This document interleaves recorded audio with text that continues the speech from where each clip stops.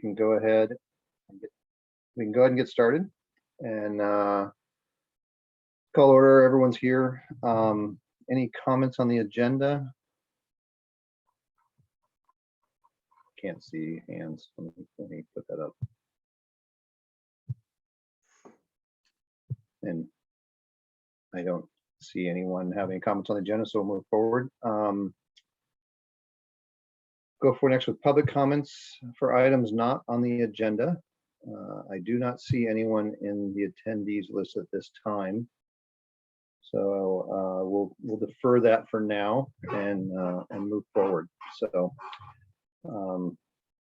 approval of minutes. There are no minutes. We conducted those as part of the joint committee of the whole and F&A committee last time, so nothing there. So let's go on to regular business. Jason, I will hand it off to you to explain the Happy Grant. I'm actually going to hand it over to Dylan Gamble to talk about the Happy Grants. All right. And I'll take it on. I won't pass it off to anyone else. No, Jason, do you want me to share my screen, or would you like to do it? However you'd like to do it. I think if you've got it up, go ahead. Okay, I'll give it a shot, but sometimes this is an interesting point of failure. So let me know if you can see this. Yep, okay. All right, so the Happy Grant is an acronym for the grant, the Housing Action Plan Implementation. It is a grant that we applied for and received from the Washington Department of Commerce, and it provides funding opportunities to help cities pay for a new requirement to the comprehensive plan's housing element, which is a requirement for a housing action plan. So hence the implementation grant. We applied for $75,000 and received the full amount.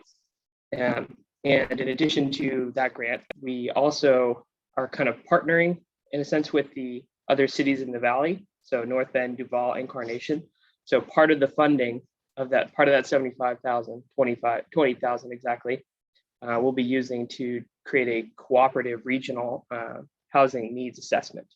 So that's another part of both the cities in the area's goals, as well as feedback from housing reviews, housing desires from council members throughout the Valley, as well as a opportunity for us to rank better when applying for a grant like this. Cooperation's becoming more and more sought after when it comes to ranking grants. So this agenda bill here only addresses the acceptance and approval of the grant agreement with the Department of Commerce, and would allow us to go forward and begin our city's individual housing action plan.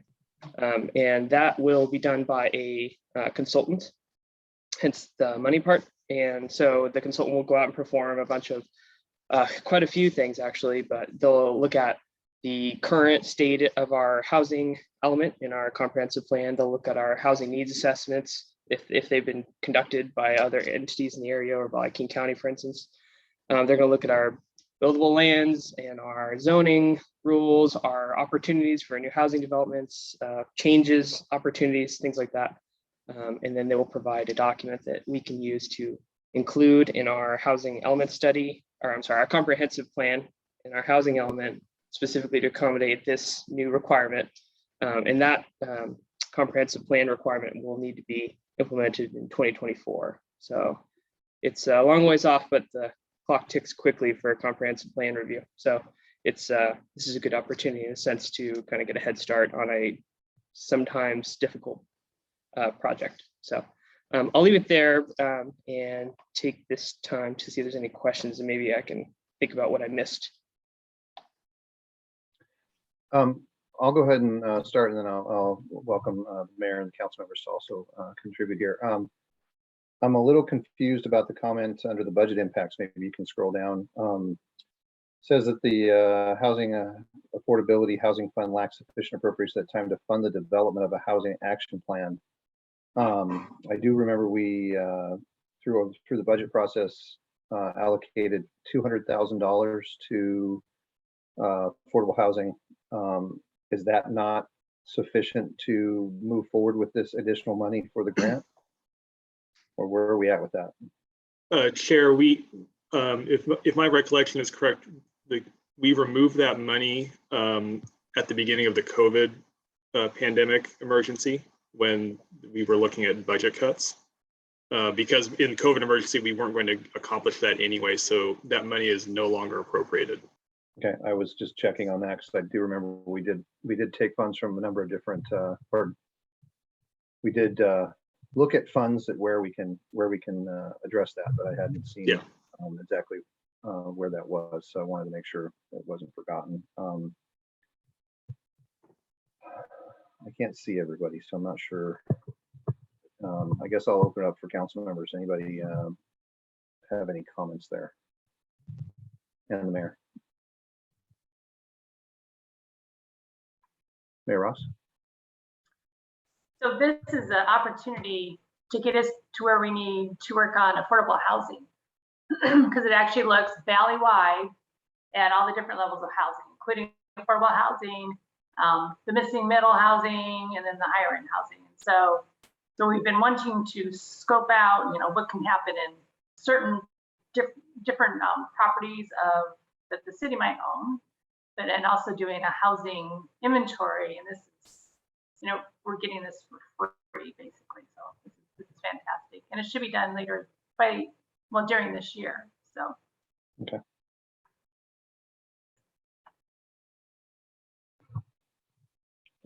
Councilmember Mayhew. Yeah, so I know there's two different agenda bills tonight, and they're interrelated. This one I think is just on the city one as opposed to the regional one. The question I have about the city one is it says that it will be completed by December, and I'm wondering why that can't be completed a whole lot sooner, like more like May or June. Any comments on kind of the timing? I can give you the first one, which is that I am nervous sometimes to take away our timeline and to not give ourselves the runway that might be needed, or hopefully not, but I'd love to get done sooner. But I like to err on the side of caution and say it'll take longer and be harder and cost more. And I'd rather be pleasantly surprised that we're on schedule than not giving you an accurate I see. So of course, this is not, you haven't put this out to a contractor yet. So this is just the timeline you're putting together as you then look forward to the next step of putting it out to bid, that kind of thing. Yes. So we hired a contractor to do a lot of the writing with me. And so they're doing a lot of this with other cities as well. So a lot of cities have a similar timeline. We kind of took advantage of the fact that they're doing this work in that way. And so drafting this document, we kind of came to this likely timeline. And there's also some rules with the Commerce grant that put the deadline more solidly on December. Okay. So the reason I encouraged, so I saw that the cooperative one actually is much later than December, another 6 months beyond that. And fine, that doesn't concern me. I think the reason I'm anxious to see this go forward is, while I think the comprehensive plan, I agree, is actually an important thing. I think what's far more important is we've got some resources available. Well, we've got a whole bunch of resources. We've got some taxes that we have taken advantage that are starting to accumulate. I mean, it'll take a while for them to add up to a big number, but they're starting to accumulate. And we've got some money from before, so we've got various resources that are kind of available to us. Not an enormous amount, but not nothing. And then I know we've got some land. I think the mayor kind of referred to some land that potentially the city owns that could be leveraged or used or could become involved in all this. So just the sooner I think that we're able to kind of start putting together a city plan of, hey, where do we want to go? Yes, that becomes part of the comp plan, but really just being able to do stuff. I just encourage us to move as fast as we can, but I get you can only move as fast as you can. So especially if you've got some limitations on the funding source, but I'm pretty sure, I mean, Mayor, correct me if I'm wrong. I'm pretty sure I'm not saying anything that all of us aren't agree with, but we'll move as fast as we can kind of thing. Yeah. if I may, I just want to make sure we're on the same page. I said December, but I want to clarify. The document should be wrapping up a lot of the work and research by December, but the final kind of presentation, council adopting the document, things like that will happen into 2023, depending on how quickly that happens too. So but you'll probably have a draft in December. If you can go faster, it'd be great. So whatever you can get that contractor to do once you get to that stage. So, you know, I know you're a long way and RFP hadn't happened yet, I know. So whatever you can do, just I think some of us now for years have just been, I mean, I know we've had COVID, but we still would really love to see a plan come together and see us start doing things. Okay. All right. Yep. Chair, I have one other question, but I can wait. Yeah, let me jump in on one thing. I want to make sure we're also on the same page. And I know the next agenda bill has its own items, but I want to make sure we're not, are they interrelated? As I'm reading it as the first one is the acceptance of the grant, and the second one then is the interlocal agreement with the other cities. So they're not separate, but they're related. Yeah, I probably could have done a better job explaining this. The grant total 75,000, 55 that covers our portion. The 20 goes to North Bend, who's also collecting up 20,000 from themselves, Carnation and Duval, and they will be, in a sense, owning the money, getting it all from Commerce directly, and producing an RFP on our behalf, on the other city's behalf, to create that needs assessment. So the money won't be coming to us for that 20,000 that we're offering up to North Bend. So the ILA is to make sure that we have, skin in the game, so to speak, and are approving that North Bend can receive that 20,000 for the cooperative effort. So if we're contributing 20,000 and then with an ILA with North Bend, Carnation, and Duval for a total 80,000, then we'll receive an additional 55,000 from the housing from the state's Department of Commerce for the Housing Action Plan. So does that result in then a total of 135,000? Depends on how much you would consider that the regional needs assessment is a joint product and we all receive benefit from it. But in terms of the amount of money, we were awarded 75, but in a sense, by working together, we can create a bigger product with that 20,000 collaboratively from each city. But the total award is only 75. Okay, but for the grant, but by adding individual contributions from each city then and working together collectively, we've got, is that then 100 and because that results in then what, $130,000 total? Yeah, that's correct. But for instance, our contract with Commerce will never say 130; it'll only say 55 because that's the only money we'll ever have in our hands. Okay. I'm trying to make sure I understand how this is going to happen.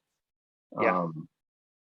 And that obviously that, from Snoqualmie's perspective, and I won't put words in the mayor's mouth, but I believe the mayor would agree that we want as much value out of this as we possibly can for a housing assessment in the city of Snoqualmie to make sure we're not, we have our portion covered with what we need for it. So, okay, Mayor Ross? Right, and I agree. I absolutely agree with that. And also, but also having the information from the surrounding cities as well, so we can take a valley approach for the affordable housing and for the missing middle and things like that as well. So we definitely need our own, and then having the information to surrounding cities will be a huge benefit as well. Yeah, I was at on my work trip last week. Part of that was attending some sessions down in the Phoenix area, and it's a lot of the conversation is around a phrase called attainable housing, and that is trying to address that missing middle, trying to address the non grant based or subsidized or specific AMI qualifying funds, but trying to address those the general worker type housing that folks need that, to be able to live in the city and work in that same city, and not have to, not have to be in that. But attainable housing is the catchphrase of the day. Affordable housing gets used when you're talking about matching funds and those sorts of things. So just something that came up in just last week, but we'll see if it sticks. I've heard several different versions over the last year and a half. So I see you're nodding your head, Dylan. You've probably heard too. So I mean, workforce housing was the phrase du jour for a while now. It's attainable housing. So, all right. Any other questions or comments from the committee on this one? Councilmember Mayhew. Yeah. So I think, as I understand it, the total grant 75,000, 20,000 will go. For accounting purposes, we'll receive and then disperse to North Bend. In actuality, it'll just be dispersed straight to North Bend. So 55 of the 75 will come to Snoqualmie for our study. 20 will go to North Bend, who's going to administer the regional study, getting 20 from each of the cities to whatever that adds up to. So, Right. So my question then is just to be clear, everyone, I completely support this. I think this is fantastic. You heard me just chomping at the bit for as fast as we can. The only thing I just want to bring up, there was some, and I guess I'll save my comment for the other agenda bill because I think it was fantastic. I want to make a comment on how well that was done. But I just want to bring up the wording under the budget impact. I'm just a little bit worried about because this is going to flow through Fund 131, which has no appropriation on it. I think I believe that the city cannot encumber those funds without a budget action by the council, meaning you can't even sign a contract. So I know you're not ready to do that yet, but I would just, one of the things that there's, my observation over the last few years is there's sometimes a mismatch between when we come with authorization to sign a contract or to spend money and when we actually get the sort of appropriation lined up. So I just want to encourage, I think finance can really support you guys on this, but I'd encourage you when you bring the spending forward, which I assume will be when you have a contract, that you're looking to have approved, that just bring the appropriation amendment at the same time. Let's just do that so you don't have to go through two separate, things. Let's just let you do this once, then it's approved and you go. So yeah, I just wanted to sort of encourage that, just because the way this is worded, it sort of seemed to be focused on when payments were made. But I think in this case, since there's zero appropriation, it would actually be needed at the time you sign the contract. So let's just do it all, just get it done at the same time, and you guys don't have to worry. Yeah, that I have to admit, I put finance under a bit of a fire there to get things turned to me. I didn't give them as much time as I really ought to have, and in doing so, I wasn't able to sketch the kind of timeline out. But I think that's a really appropriate way to handle this, and that's the way I'd like to handle it as well. Yeah, just keep you guys from going through, oh wait, now I have to do that, now I have to do that. Can I just do it once and just go? So this is part of, I think, all the councils trying to focus on ways to streamline how you interact with us. So yeah, just when you come with the spending side of that, just come with the budget amendment then, and let us just give it to you all at once. Okay. Is my recommendation. Yeah. So what we just need to do then is, I guess we're not taking any action here. This is just pushing it forward to council. Any objection to, oh, sorry, Councilman, Mayor Ross. I knew I'd mess up once. So this is the grant, that we're approving the grant, and then we're also approving the ILA. So we need the budget amendment before this is approved, right? That's what you're saying? Is this something we can bring forward to council this next week? Councilmember Mayhew, please. Yeah, yes. So I was sort of holding my comment, Mayor, but let me just be clear. So on 22-020, which is our city portion, that you don't need to do anything right now. You're gonna have to come back and ask us to sign I assume you're gonna have some proposed contract with a vendor, and you're gonna come forward and ask for approval of that. So I'm just saying, at the time when you come forward with that, ask us for the budget amendment then, so we can just do that all at once. But you're absolutely right. I was gonna bring this up when we got to the next agenda bill. For 22027, this is where we're accepting the 20,000 portion.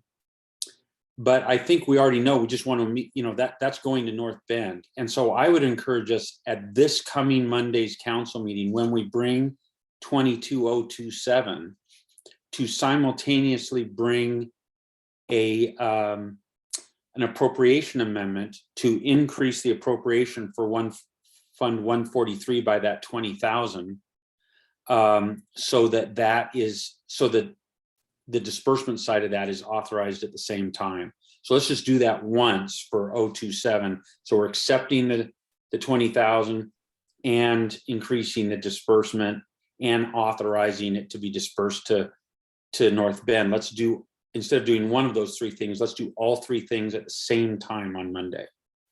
Let me clarify, I think, your Councilmember Mayhew. It's Agenda Bill 021, not 027. 22027. What? Whoops, I'm holding the wrong one. I apologize. You're right, Chair. Yeah. My So mistake. make sure it's 22021 is the $20,000 appropriation through Fund 131. You're jumping to the next agenda bill down the road. Yeah, sorry. I think I got myself a little confused here. I apologize. Yep, that's okay. 22021, I believe, is the 20,000 that goes to North Bend. Is that correct? Yes. So that's what I'm saying is, That's at the the time, that's the ILA. Yeah, that's the ILA. right? So the time that 021 comes forward, which is this coming Monday, is assuming we approve that, which I'm hopeful we will. I'm saying, let's ask that the budget amendment, the appropriation for Fund 130,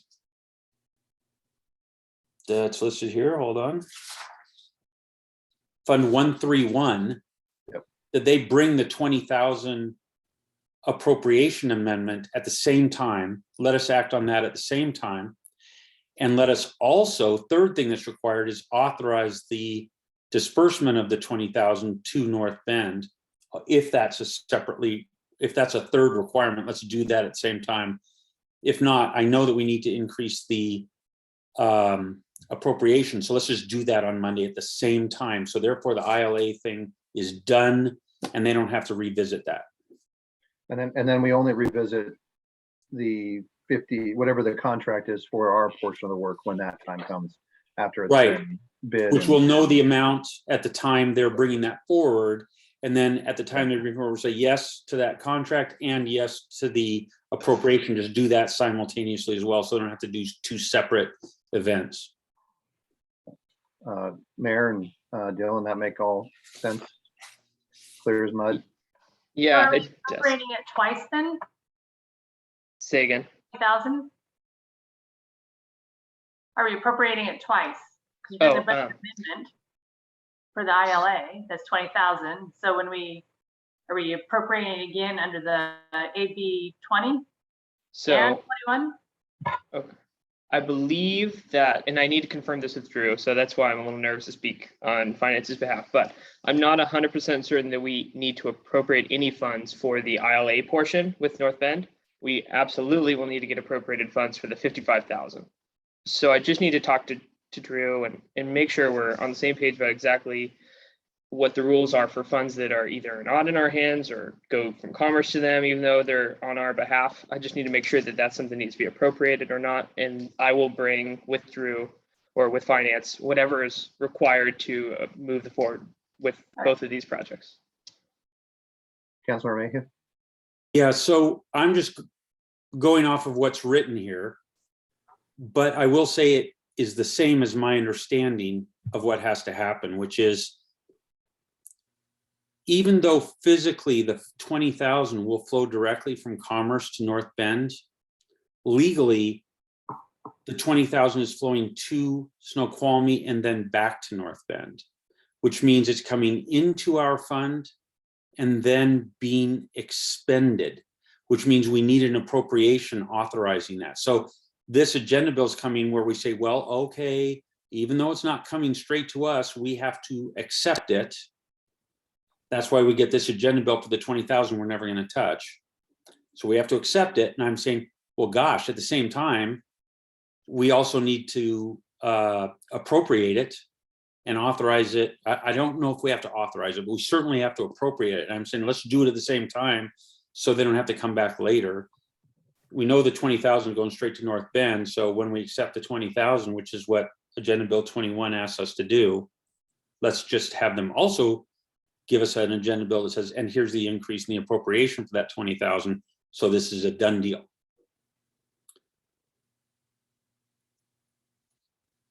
So in the past, we've sometimes authorized things to be spent, and then finance has to come back later and say, oh, and by the way, would you increase the appropriation? And so it gets all, now we're going through the same thing a second time. Let's just do it once, they're done. And I think I'm following you, because I think this is the reason for that is because we don't have any monies in the fund currently. If we had monies in the fund currently, it would be different. No, we actually have money in the fund. Okay. We have not appropriated any expenditure of those funds. So Okay. there's zero spending authority out of that fund. Let's give them that spending authority, because of course we're accepting this because we know it's going straight to North Bend.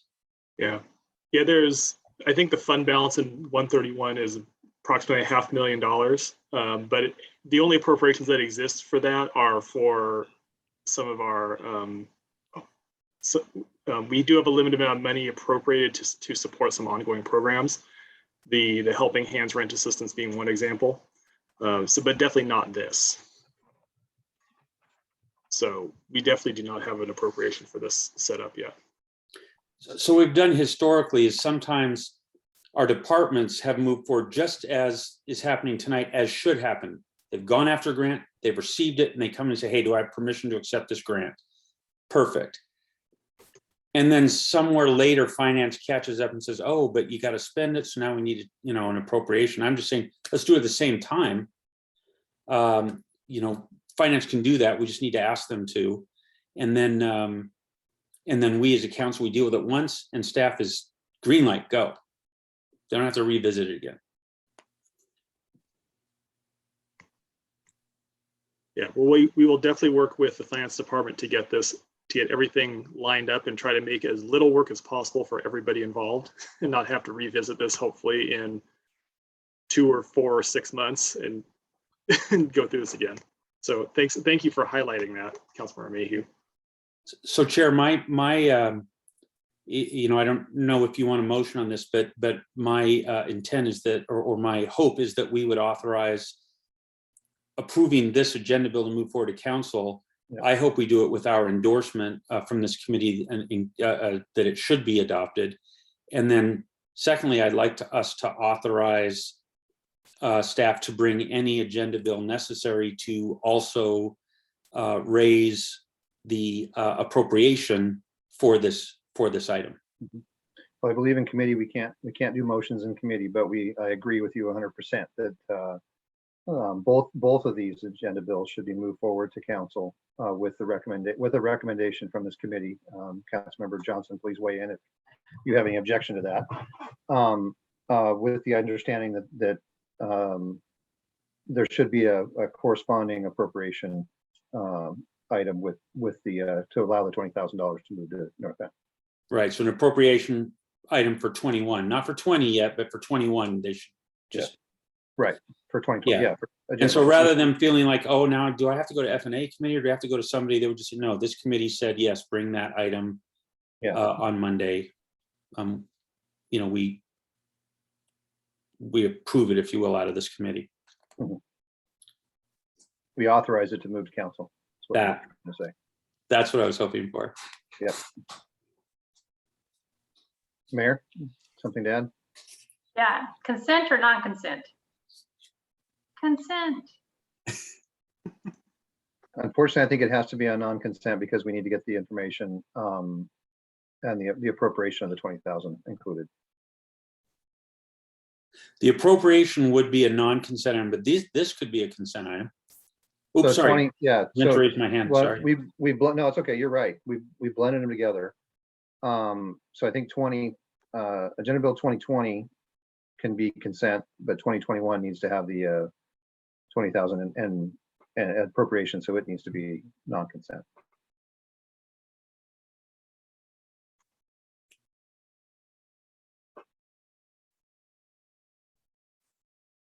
So yes to consent for 20. Yes. Got it. Any objection to consent on Agenda Bill 22020? No. Okay, good. Thanks, Joe. I don't see you actually on my screen. You're on the other. I'm sorry. I am having some internet issues. I'm trying to get that resolved. Thank you. No, it's okay. I had it on gallery, so I got to put it on the gallery here. It was on a single shot. So, and then Agenda Bill 22021, which we through the organic use of our committee powers, we've discussed both at the same time.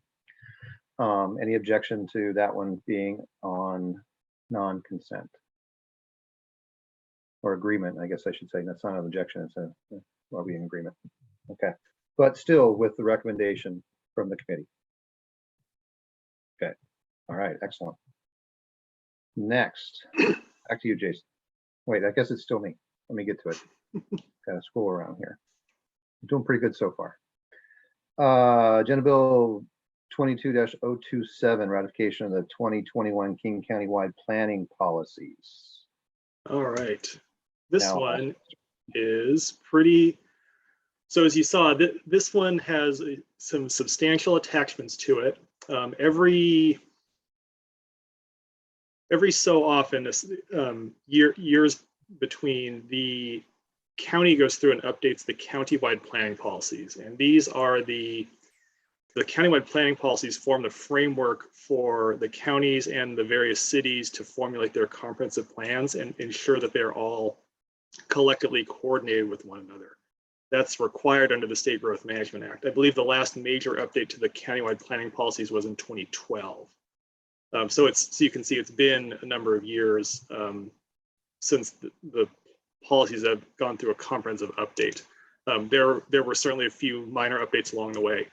The two constituent pieces of legislation that the county council passes are the urban growth capacity reports. That's the first ordinance that's attached. The second is the countywide planning policies themselves, which also contain updated growth targets. The agenda bill summarizes this for you. And of course, you can read the adopted ordinances in great detail.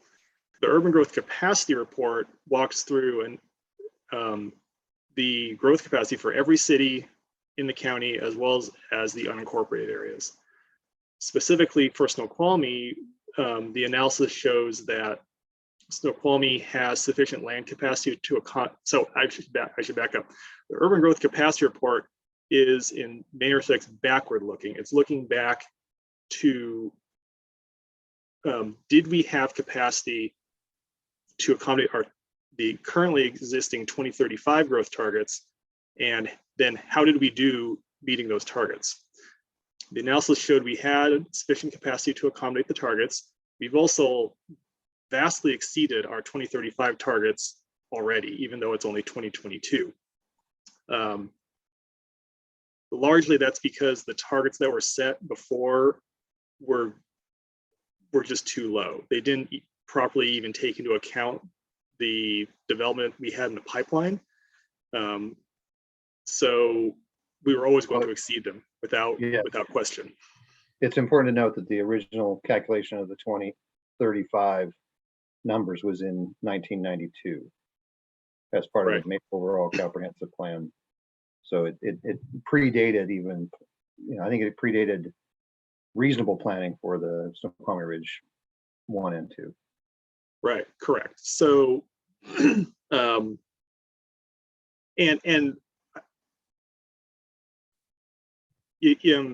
well, actually, I'm I don't know if any council members were on the council when the last comprehensive plan update, actually Councilmember Holloway would have been there. During the last comprehensive plan update the city went through, there was an extensive discussion with the Puget Sound Regional Council about growth targets and how various cities, mostly smaller cities in the further reaches of King County, were planning essentially to vastly exceed their growth targets. That resulted in a multi-year conversation about the growth targets. PSRC was at the time was somewhat attempting to impose those targets as ceilings, whereas the Growth Management Act as written doesn't really call for that. The end result is that everybody's comprehensive plans got approved. Everybody kept going on their merry way, doing the various development activities that they were planning for. So now we come up to 2021, last year, where they're formulating new growth targets. Mark Hoffman and Mayor Larson were directly involved in formulating the new growth targets. Snoqualmie's growth target for 2044. I should back up. It's the growth between the period of 2024 and 2044. So it's a 20-year growth target. Will be 1,500 new housing units and 4,425 jobs.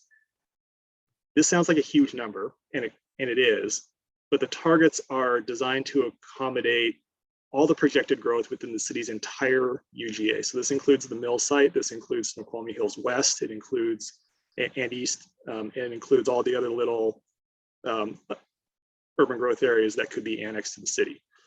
So the couple caveats is, for one, we don't have enough water to serve that currently on hand.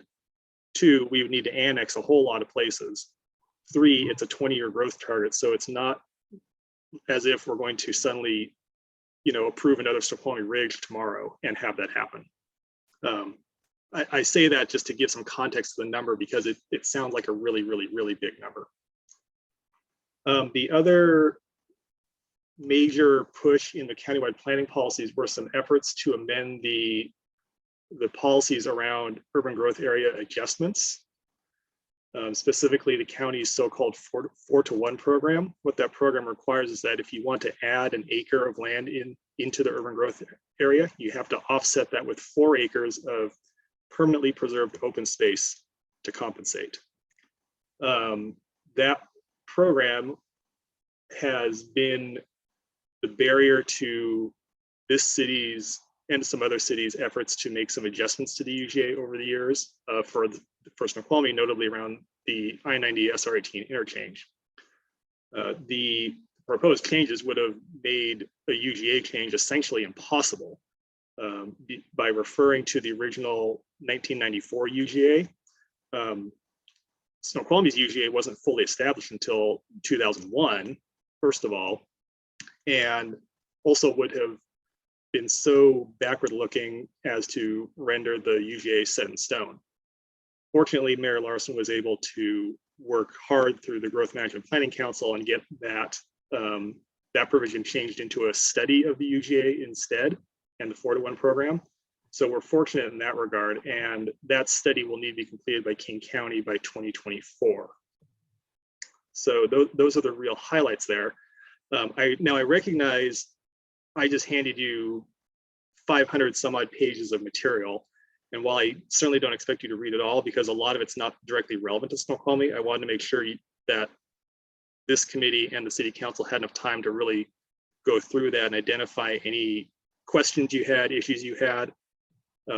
So this is not set for council action on the 14th. It's scheduled for council action on no earlier than February 28th. The council can do one of 3 things. You can take no action, which is effectively ratifying the countywide planning policies. You could affirmatively ratify them, or you could pass a resolution disapproving them. Last time around, this city disapproved them because of some policies related to the urban growth area and expanding the urban growth area. I don't think that's necessary this time. I think all these policies are perfect, are fine, and the city council could certainly ratify them. But again, I want to give you the time to really go through this. So I'm happy to take questions now, or if you want, I can certainly try to highlight some additional sections in the future if you'd like to have some more in-depth discussion on anything. I'll go ahead and take committee members and their comments here to start.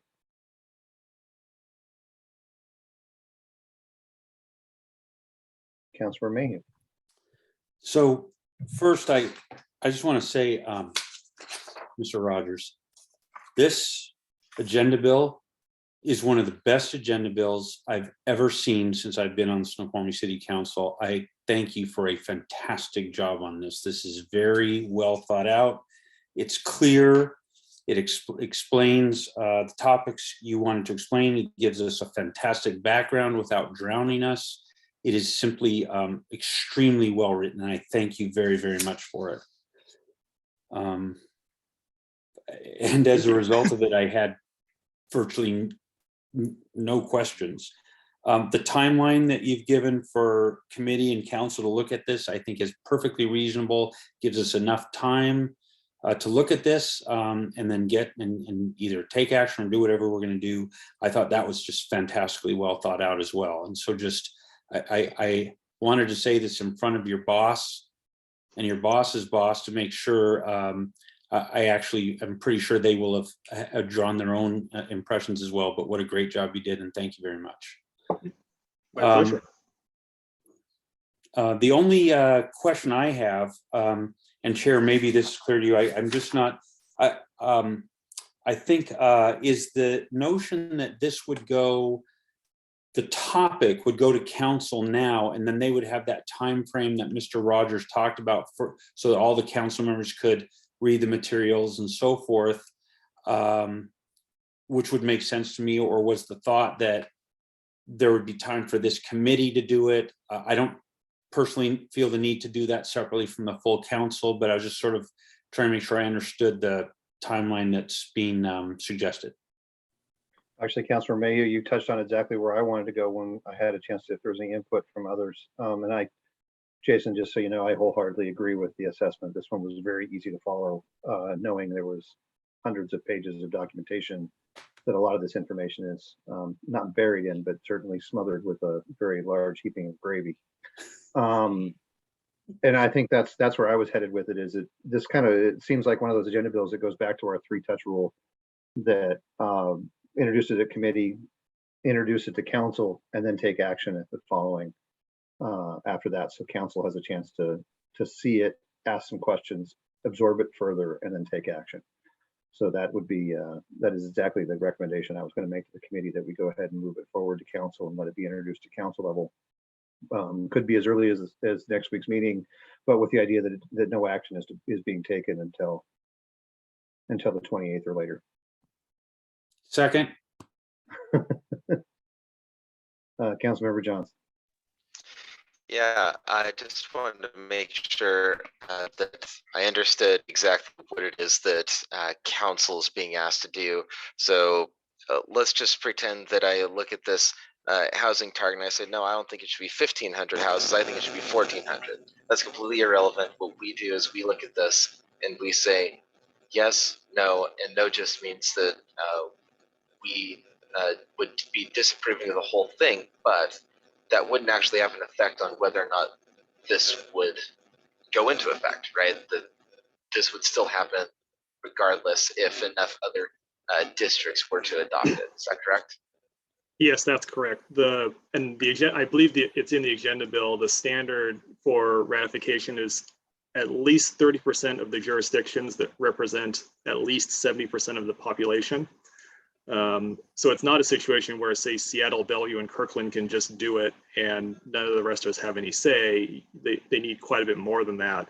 But, you know, a couple, especially of the smaller cities, such as Snoqualmie, disapproving it ultimately would not affect ratification in all likelihood. Right, and also we can't do anything to alter it, even if we wanted to, correct? Not at this point. If there's a strong desire to change something in the countywide planning policies, the better approach to that is really to work directly with the GMPC and the county council, because ultimately those are the two bodies that would, so excuse me, GMPC would recommend a change and the county council could adopt one. And then it would go back out to ratification. So, you know, and there are a couple cities that have already pushed on that a little bit. The city of Sammamish, for example, is pushing hard on some of the affordable housing items. As an example, the city of Bothell was pushing hard on their capacity report. And Bothell got their issue resolved prior to adoption. Sammamish has not. So those are ongoing issues, but are at this point appear unlikely to hold up ratification. So you're correct that it ultimately these policies are you get an up or down vote, and certainly if the council wanted to disapprove, we would explain why the council's disapproving. But the process is a little circumscribed in that manner. Thanks. Yeah, I just want to make sure they understood what exactly it was we were doing. And then secondly, I want to just make sure they understand these targets here, that these would be at the bottom paragraph of the citywide planning policies. That those numbers are targets that would be in addition to what we already have. So we'd be adding 1,500 new housing units according to these growth targets, and adding an additional over 4,400 new jobs to the city. Am I reading that correctly? Yeah. Yes, that's correct. Okay, thank you. Mayor Ross? But as I understand, these are already in our current comprehensive plan. So we're not going over what we proposed when we wrote the comprehensive plan in 2014. 2014. Yeah. Well, these are new targets, and they're for the time period 2024 to 2044. And so it basically takes where the city is right now, or rather in 2018 technically, for the capacity report, and says we're going to add on, how much are we going to add on top? You know, various cities throughout the county, and the urban growth capacity report speaks to this, made varying degrees of progress toward their targets. You know, some were well below 50% of the way. Others, like Snoqualmie, were well above their target by this time. So what the new targets do is they essentially start everybody over from zero. We'll say, okay, and it's 2024, there's a new target in place, and we're going to start tracking it from here on out. So absolutely, this is over and above what's existing. For comparison purposes, Snoqualmie Range 2 was authorized for 1,850 housing units, and they're pretty close to that now. They're close to 1,800 built. So as a matter of scale, you'd be on the housing side, you're talking about not quite another Snoqualmie Range 2. On the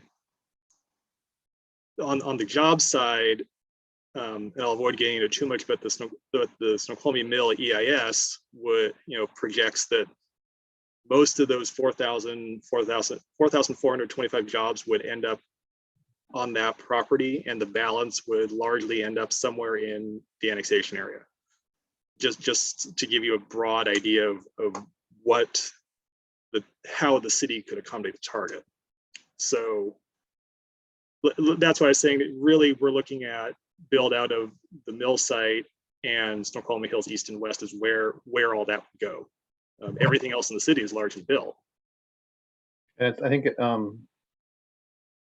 and if I'm reading this correctly and I'm understanding what I went through with the comprehensive plan previously, again, these are not caps; they are targets, and are not legislatively restrictive, as far as I'm aware of.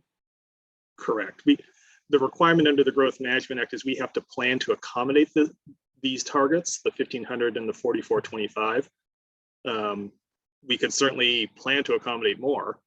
This city has done so in the past. Other cities have certainly done so. Redmond's a good example of a city that was planning for in excess of their target. They were doing it through different ways than we were, of course, because they're a very different city. But it's somewhat common, whereas other cities would only plan to meet the target, and that's where they stop. So how the city plans to meet or exceed the target is discretionary to the city council. And I think, and if I can also, if you can maybe clarify this too, if we were to exceed these targets, we would have to still provide and plan, we'd have to provide services and other city elements of development to go along with that. If we did exceed them, we couldn't just exceed them because we wanted to. We'd still have to be responsible in Right. how that's met. Correct. Okay. Councilor Mayhew. Yeah, so I completely support this agenda bill and all the numbers in it, and all of the discussion that's just been had.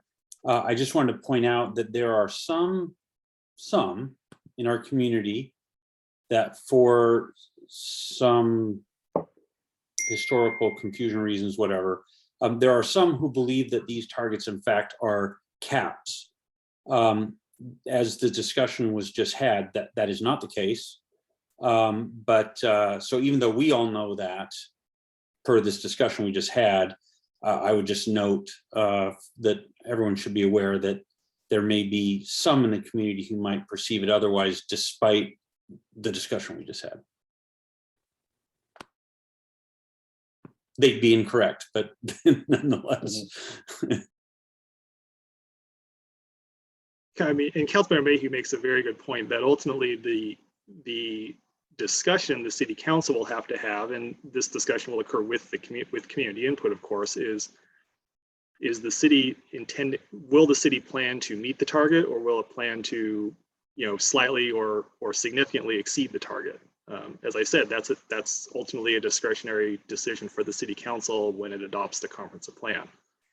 So I think it will be a very interesting discussion we have over the next 2.5 years leading up to the comprehensive plan update. But certainly we have to plan to meet the target.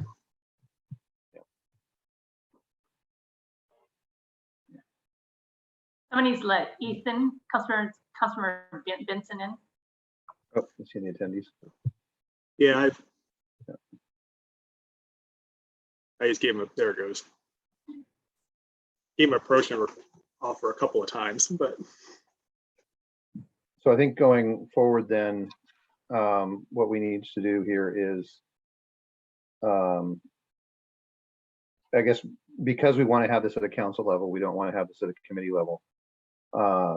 It would be, it's prudent then to push this forward to council for introduction. So all council members can get the same introduction with time then to review the data. The one thing I would like some support on, Jason, if you could do this or have someone assist, it would be helpful where in each, both the urban growth capacity report and the comprehensive planning, countywide planning policies, where Snoqualmie is referenced. I was trying to dig through where our numbers are referenced at. And I was wondering if this is possible, is simply adding a page number under the exhibits on the agenda bill to let folks know where it's easier to find our numbers. Certainly. Because I found it earlier today, and then now I don't remember what page number it was because I didn't write it down at the time. So Understood. But I didn't find it under the I found it under the capacity report, but I didn't find it under the planning policies. So anyway, or vice versa, sorry. Regardless of that, it'd be if you could give us a little hand there, that would be helpful. Yes, certainly. All right. Any objection from the committee to moving this forward to council so that the entire council can have the introduction and review? Seeing none, that's where we'll go. All right. That covers our regular business. Before we adjourn, you'll see that we've added the upcoming items to the agenda. We're not going to talk about them here, but I want to make sure everyone knows that we will have some SWOT survey results and analysis coming up when that information is available from the consultant. And there is the comprehensive plan update coming in June after it passes through the Planning Commission.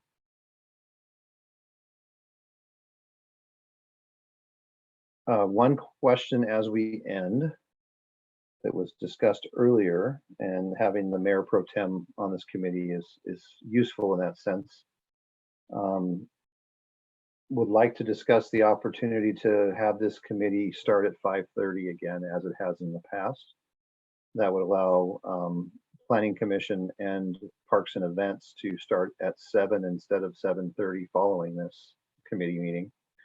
But it would require Public Safety to start at 4:30, which I will reach out to the chair of Public Safety to discuss that as well. Is there any objection from this committee to, if it has the potential to starting at 5:30? Jim? Joe? Sorry, and raise the hand.